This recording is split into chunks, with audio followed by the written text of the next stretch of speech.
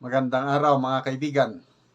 Pag-usapan pa rin natin ngayon ang nangyaring oral argument sa Supreme Court kahapon. PhilHealth issue. Nakakatuwa po itong si Supreme Court Justice Amy Lazaro Javier. Hindi lang siya nagtanong tungkol sa PhilHealth, pati tungkol sa AFP Modernization Fund. Tinanong din niya. At kinestyon niya yung wisdom of Congress kasi talagang sinadya pala ng Kongreso na hindi punduhan ang AFP Modernization Fund. At na-research ni Justice Javier na panahon ni PRRD 2020, for 2 straight years, 2020, 21, 22, billions o pesos pinupundahan ang AFP Modernization Fund. Pag upo ng administrasyong ito, wala na. Kaya, why? Bakit hindi nyo pinunduhan? Nako, kawawa si Solicitor General Guevara, hindi niya masagot. Kaya yung wisdom of Congress, bakit nila tinanggal ang pundo ng AFP Modernization Fund? Yun ang sentro ng talakayan. Okay, pakinggan natin si Justice Javier. Is this: for the AFP Modernization Program, based on research, 25 billion was allotted for this under the 2020 GAA, 27 billion under the 2021 GAA, 29 billion and 50 million under the 2022 GAA, but no similar item under the 2023 and 2024 GAAs. Yet, Republic Act number 10349 extended the AFP Modernization Program for another 15 years, that is until 2027. In short, this expense is predictable. So why was it placed under the unprogrammed appropriations in 2023 and 2024 GAA? Again, Your Honor, we cannot speculate on the reasons, the wisdom of Congress in postponing or deferring certain reclassifying these funds, though predictable, from program to unprogrammed. All right. Mr. Solicitor General, thank you. You have all my respect. Thank you, Your Honor. You may go back to your seat. Thank you. My last question Ulitin is natin this.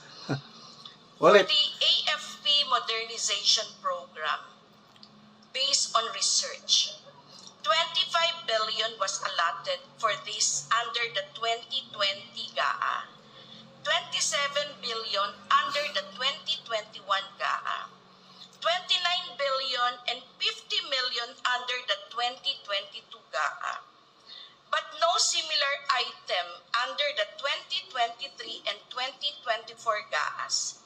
Yet, Republic Act number 10349 extended the AFP Modernization Program for another 15 years, that is until 2027.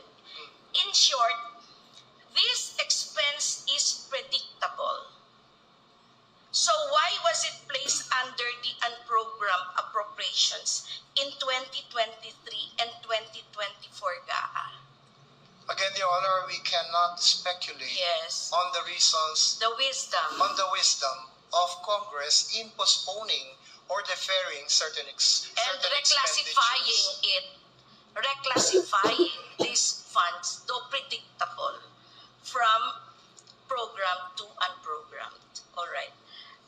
Mr. Solicitor General, thank you. You have all my respect. Thank you, Your Honor. You may... Kawawa si Solicitor General Guevara. Hindi naman siya yung nag-ano sa budget ng Kongreso. Anong may sasagot niyo diyan? Okay. AFP Modernization Fund. I think last December sa speech ng Pangulo. Ang galing, sabi niya, we will build a world-class armed forces That is a source of national pride para hindi na tayo ibuli, something like that. Talagang pinagmalaki ng Pangulo. Palalakasin daw ang Armed Forces of the Philippines. Ganon din ang kay Speaker Martin Romualdez, yung viral na video call niya kay General Browner, yung ina-announce niya na okay na, yung subsistence or food allowance ng sundalo, i-increase natin. Because we will support the armed forces modernization. You have all our support. Ano ngayon? Panahon ni Duterte, ito research. Ngayon ko lang din nalaman. Kaya ang daming nabiling modern equipments ng Armed Forces of the Philippines panahon ni PRRD na on our own. Hindi tayo umasa sa tulong ng ibang bansa. Self-reliant tayo. Maraming nabili. Bakit? 2020, 25 billion. Budgeted talaga yan. Nabili. 2021 is 27 billion. Binili ng kagamitan. Noong 2022, 29 billion and 500 million pesos. Naibili. Yun. Ginagamit na natin sa Armed Forces of the Philippines. Bakit pagdating ng 2023, 2024, yung predictable budget ng AFP as stated in the Republic Act 10349. Batas ito extending the AFP modernization program. Dapat every year na meron. Bakit? 2023, panahon na ng Marcos administration, Speaker Martin Romualdez, nandyan na siya. Bakit ang pondo ng AFP modernization inilagay sa unprogrammed funds? Ganon din 2024 inilagay sa unprogrammed funds. For 2025, yung proposed na 50 billion pesos for AFP modernization, winala. Zero. So, ganun na naman, unprogrammed funds inilagay. Kaya, yun ang tanong ni Justice Javier. Bakit nila ginawa yan? We cannot speculate, Your Honor, on the wisdom of Congress. So, tinatanong, where is the wisdom of Congress? So, calling out Speaker Martin Romualdez, siguro, Mig Subira pa noon. Ngayon, Escudero na. Where is your wisdom? Bakit nyo tinanggalan ng budget ng AFP Modernization Fund?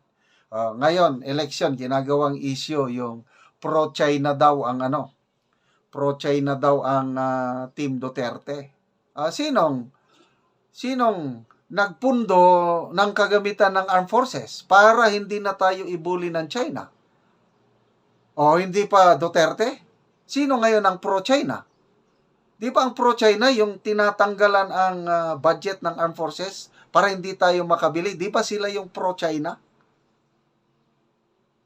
Isip-isip naman yan yung naghuhusga na pro-China ang Duterte. Hindi po pro-China ang Duterte.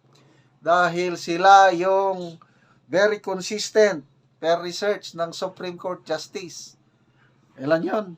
25 billion, 27 billion, and 29 billion for 3 years. I-total natin, that is 12, 11, 71,